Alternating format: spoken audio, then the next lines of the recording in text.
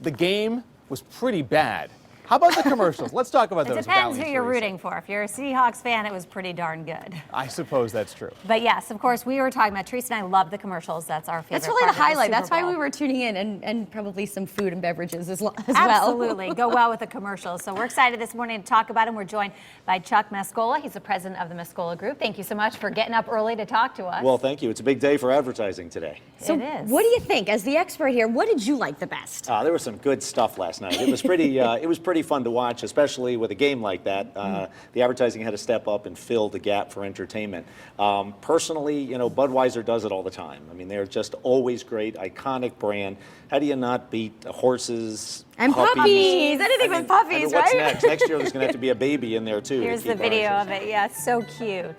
They always knock it out of the park. They really do. I mean, this just kept going too. It just kept getting cuter. But Chuck, let me ask you, does it work? Does the advertising during the Super Bowl work? Oh, it works. I mean, if you're going to spend $4 million, It better work. It's got to work, and they do an awful lot of research. This builds a brand. This makes or breaks a year for brands. You know, especially Budweiser doesn't necessarily need to do this. They're going to make it anyway. But this just reasserts their position at the top of the heap.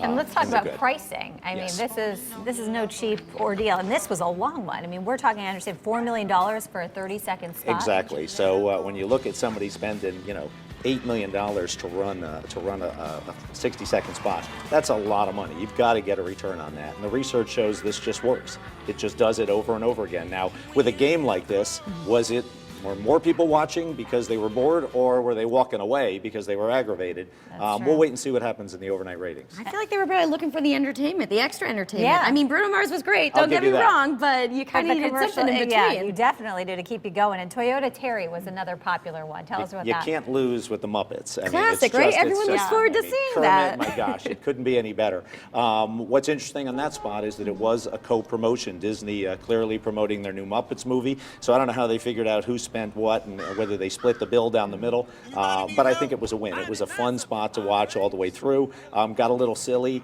you know, a little beefcake in the end there. I wasn't quite sure what that was all about when the shirt came off. Yeah. But it certainly got attention, and I'm sure there were some comments in living rooms around America. Yeah. And that was the point, right? And that Get is them the point. talking. Conversation As long as we're starter. here talking about it, as long as folks were talking about it yesterday, that's a big win. It's worth the money. Success. Absolutely. All right, Chuck, thank you so much.